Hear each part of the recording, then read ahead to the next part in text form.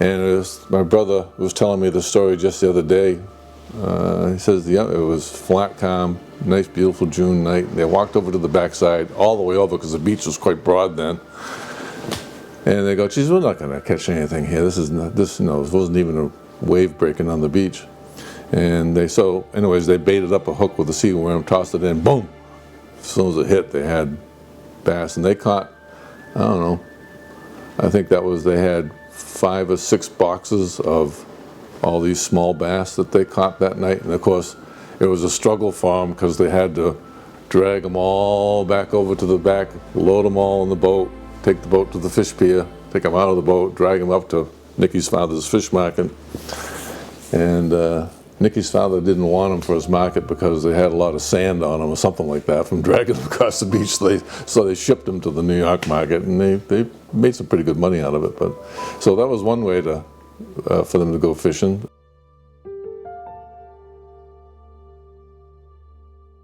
I can tell you about my first striped bass because I remember it clear as can be. I was 13. I had a boat in the Herring River in Harwich, and I had a mooring there. I can tell you where I caught the fish. The lure I used, it was 22 inches. I had a friend that yelled at me for releasing it. The size limit was 24. And he said, take that fish home and eat it. But I let it go. So I can remember that. I think most people have that experience. They're such a beautiful fish. They're so fun to catch, and they remember it. And I can remember when I was working at the fish market, it was usually Nicky, the youngest Willard, and his grandfather sometimes. In May and June, they'd take a short trawl and they'd go up into Orleans, only on a full moon. And well, before that, when there was a full moon coming, they'd go down to the trap docks in Stage Harbor in the spring, and they'd get squid for bait. And the squid had to be just a certain condition. It couldn't be too old, had to be just right for these guys. Anyways, they'd take the squid, and at night they'd go up onto the flats, full moon with an upcoming tide, and they'd set a 50 to 100 hook trawl up on the edge of the flats because the bass will come up onto the flats when the tide's high to feed. And they were pretty successful at that.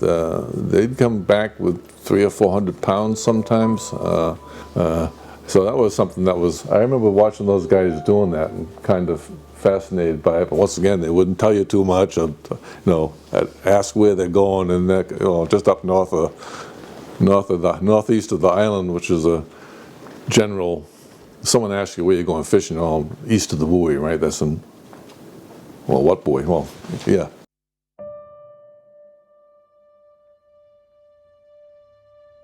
I think people are naturally competitive about marine fishing to begin with. Striped bass might be the pinnacle of that. You just can't tell everybody everything you know about striped bass fishing.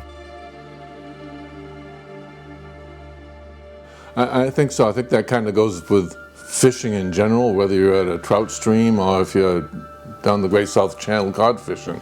It's the same type of drive that brings you to either one of those two places. It's fishing in general. It's the challenge against nature. Is trying to catch that fish. Is trying to not only make a living, but trying to work with nature around all those natural elements. And I think that's part of what I was trying to compare to, whether you're brook trout fishing or striper fishing. That's all part of it, is that challenge, that battle, if you will, who's going to win. Sometimes you never know. The fish can spit the hook at the rail. And also it's the I don't know if you can say it's a battle of wits. You have to kind of know where to find the fish. Are they, is it, what tide is more favorable for them? What are they eating here? Might they be laying behind this little dip in the bottom that I see on my sounding machine? Or, all that information you need to attain to be successful, particularly striper fishing. Well, I think gathering that type of information is number one, just comes from experience, because unless it's maybe a a family member, like your father, a father might teach his son some of those things, but he's not going to teach his best buddy on the shore where he's catching the fish. You know, and that goes through the whole fisheries. I mean, you can see that. I see that constantly today, just shell fishing, cohogging, right? And it's fishing in general. You know, you talk to your best buddy at the coffee shop about the day before fishing, cohogging, any fishery, about where his success was, and he's not going to, you know, he's going to lie to you. There's already too many people out there. Just COVID, to me, brought so many people out to places where you'd never see them. And now people are all over the place. So you've got to be careful about that. Commercial fishermen, you're trying to make money. You cannot have people learning what you know. And so you have to be very careful what you share. And so it really is pretty fascinating to see that dynamic. And it's tragedy of the commons. It's a limited natural resource that you cannot share all that you know with other people. I could think of instances where there was some fishermen when I was cod fishing, and they may not have been using their head very well, but they'd have a good catch and they'd be catching codfish hook for hook. And next thing you know, they get on the radio and talk to somebody. Oh, geez, I'm doing really great. I'm over here. And next thing you know, the boats start coming over the horizon. But and I've already said, well, that's okay, because I understand, because it's just part of that thinking. And it's not only shellfish, it's any of the fisheries. It's the same sort of mindset that, you know, you're gonna find your piece of bottom, your spot, and you don't necessarily want to share that with anybody, because if you share it with somebody, you're going to lessen the resource that you have to work from.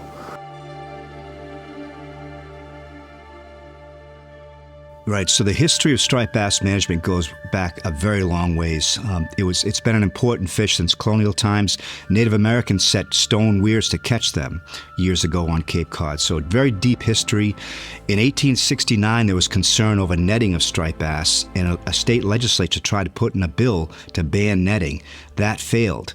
And it wasn't until 1945 that netting was banned for striped bass, and it became rod and reel only in Massachusetts. Well, early in the 20s and earlier than that, there was two, at least, groups in Chatham that were seiners. There'd be seine crews, they were referred to. There was what might have been referred to as the village crew, who might have worked around Monomoy, the east or the west side of Monomoy, with seines, for seining bass, particularly in the summertime.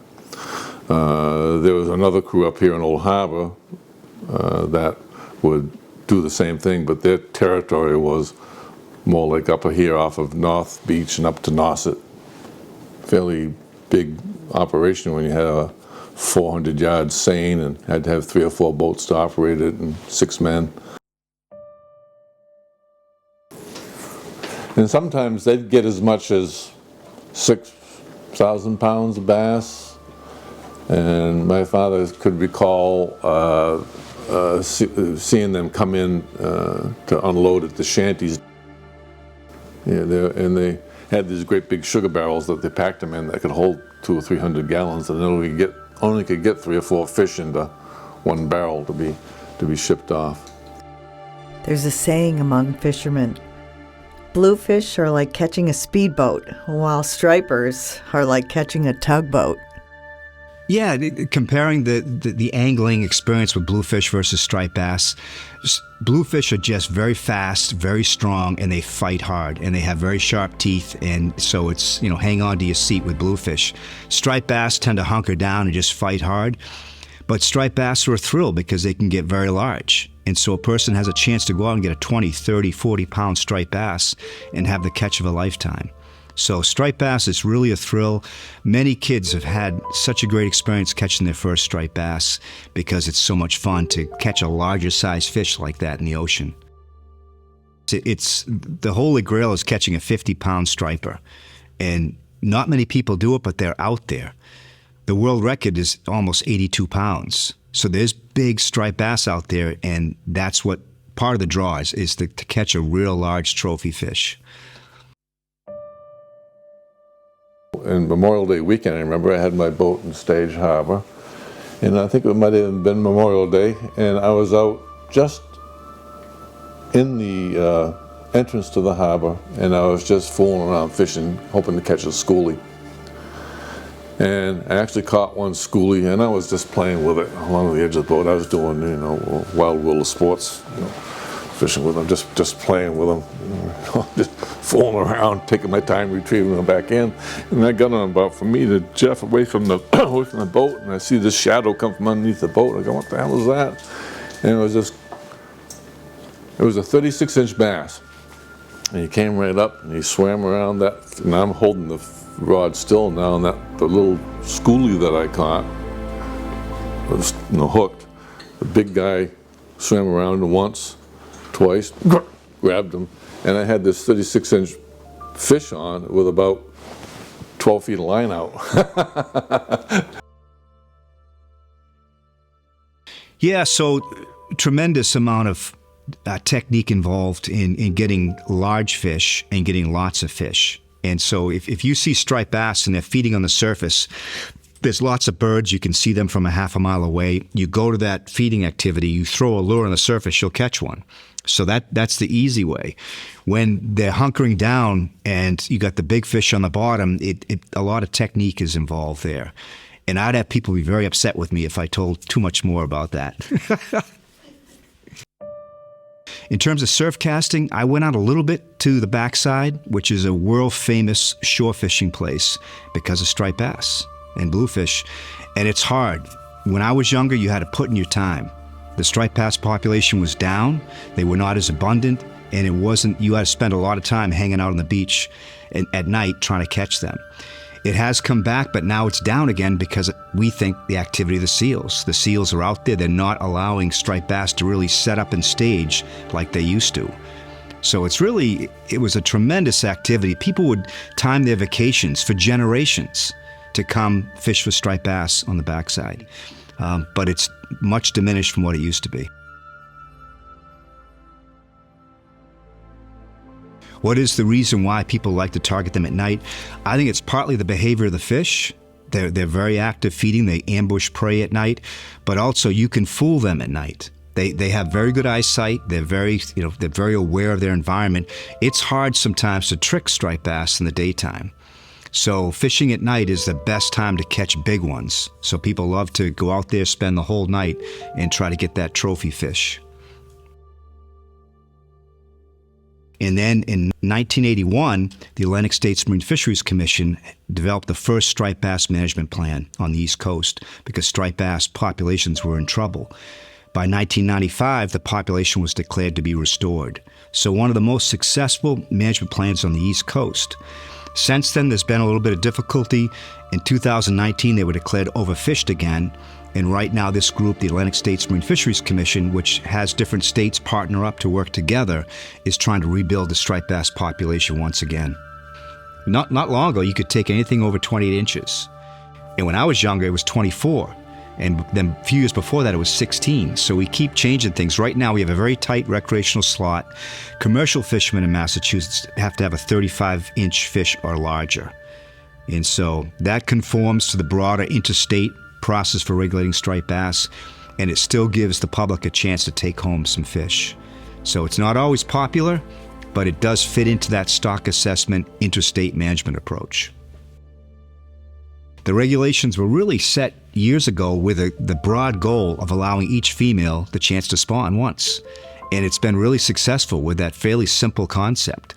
And so in the present day, we have a recreational size limit of 28 to 31 inches. It's a very tight slot now. But it used to be 16 inches was the smallest you could keep. And that was a nice size. And my father used to take those and he'd just scale them, head, tail, gut them, cut the fins off of them, and then take the body and just cut it into steaks. In terms of their physiology and their life history, they're very interesting. So they're diadromous, but they're coming here to feed. So they're one of the few diadromous fish we have that are not here to spawn. They're here to feed. Females are much larger than males. They're called sexually dimorphic. And so the males, they mature at about 3-year-old. They only get to be about 28 inches. Everything larger than that is a female. So all these big trophy fish we pursue are all females. And so the recreational slot of 28 to 31 are going to be mostly females. The commercial slot from 35 up, all females. And they go into these large migrations to take advantage of feeding in the ocean. That's the magic of diadromy. Go to a different place where you can feed very well and grow and gain a large size and have a better spawning opportunity. These fish are born in the Roanoke River, Delaware River, Chesapeake Bay, and then the Hudson River. Then they move up towards Cape Cod to feed in the summertime. And we've learned that we were declining recently. 2019 declared overfished. A little bit of improvement in 2022. The next stock assessment's underway now. It should be revealed later this year to find out how the stock is doing. Probably the number one driver for striped bass population dynamics is fishing. Overfishing causes the population to go down. The second concern people have is over the water quality impacts on their spawning habitat. And so things like pesticide pollution, industrial pollution, acid rain, eutrophication, septic systems. On the Cape, we rely on septic systems for moving our waste into the ground. That impacts spawning habitats. Striped bass don't spawn here, but those impacts do occur down south. Now, you throw in climate change into that mix, warmer water can cause more problems for things like eutrophication. And so we may be seeing less productive spawning habitats for the species and other diatomous fish as we warm up. It's also important to realize that those contaminants are everywhere. They're in us, they're in the ocean. So we have to do a better job of reducing our use of those type of contaminants, herbicides, fertilizers, pesticides. We have to do a better job as a society to reduce the flow of those chemicals into the natural environment. Well, with climate change, there's going to be winners and losers. And so we'll have some southern species come up here in greater abundance, and there'll be different fishing opportunities. But for commercial fishermen that rely on lobster or codfish, enormous impacts. Those fish are moving north. Striped bass right now, Massachusetts still has good access to striped bass. Could that change if we get much warmer? Or will another species come in and fill that role? So it's really, it's I don't know if I want to call it fascinating because it's kind of concerning, but there's a lot going on right now because these ocean waters are warming rapidly. Dads, take their sons out and hopefully their daughters too, and they teach them about boating, about, the ocean, and about the different types of fish. So it's a really deep cultural practice on the Cape. And also, people forget that it's an important part of foraging or sustaining yourself by getting food from the natural environment. Did you ever fight a fish so much you had to cut the line, it was too much? Never.